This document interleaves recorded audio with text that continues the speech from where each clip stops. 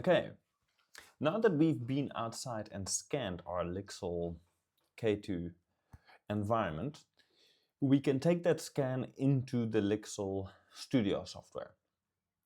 And what I'm going to do is I'm going to show you the projects that I've scanned up to this point. I have an office test and the exterior pool house test.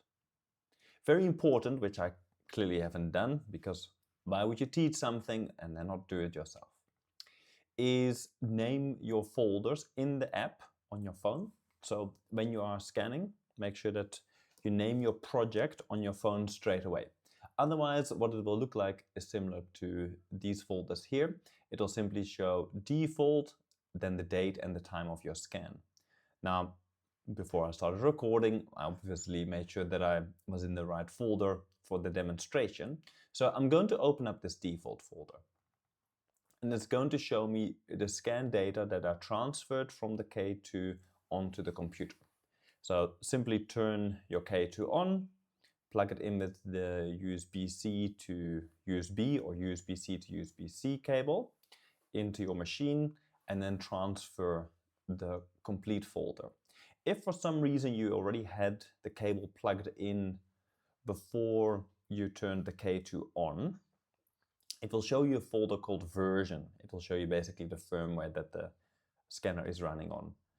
Just unplug, leave the K2 on and plug it back in. It will then automatically recognize that you're trying to do a media transfer. And then it will show you a different folder, which is the folder with all the assets. So having downloaded that folder, we are presented with our raw point cloud file and a folder called external data and project data. Now, I don't know exactly how all these folders communicate with each other or what is supposedly in them, but the wonderful thing is that in your project data, you can open up a preview photo. The preview photo is that thumbnail photo that you see in the app when you are scanning. So behind me is that same desk of this preview photo. So this is then obviously the project of the office. If I go to one of these other folders where I was, as I said, doing the exterior scan, I can then also see the preview photo there. And then, yes, indeed, that is that external area. So early on, I would recommend simply then change the name to office scan and then the name of the exterior scans as well. When we start Lixel CyberColor Studio, and it starts in the other monitor, so let me drag that back over, we currently see a notification about the version 2 updates. This is a wonderful update with a lot of new features. I'm not going to go into them in this video. However, what I do want to say is please test out the video reconstruction tool. This is new, and this gives us the opportunity to test out if you take a normal video camera, either your phone or a digital or DSLR camera, and you make a video of an environment, you can now simply insert that video into the CyberColor Studio and process that into a splat.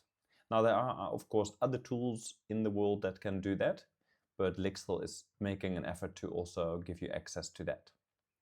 So, from having downloaded the files of our scanner, or having transferred our files of our scanner onto our machine, we can now click on Create.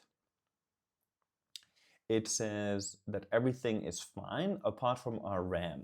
So the fact that I'm recording this video, that I'm using 2 monitors on this laptop, I am advised not to start creating a Gaussian splat right now because I'm using too much RAM for the other functions. And you can see there's quite a few Chrome browser windows open.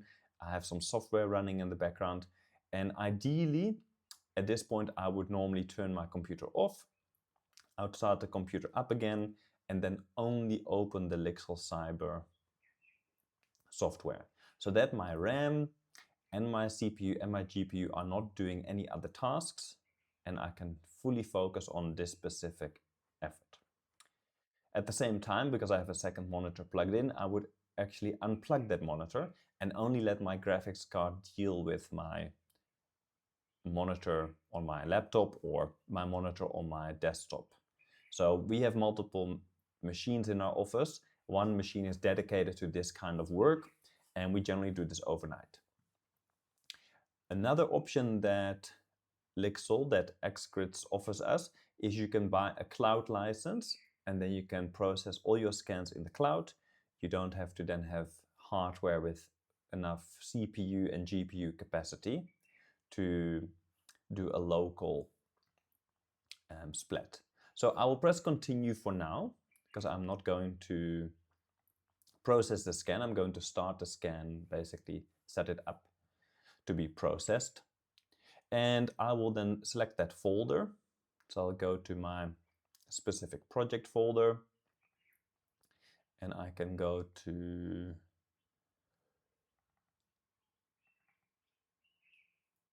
the building pointer SA content that I'm scanning for this. Here we are. So I will select the Office folder. It'll then load all those assets in, depending on whether I have stored that information on my machine or whether I'm downloading that from the cloud. This will take a little bit long. And at the moment it says out of the RAM in this laptop, it will use 25 gigabytes.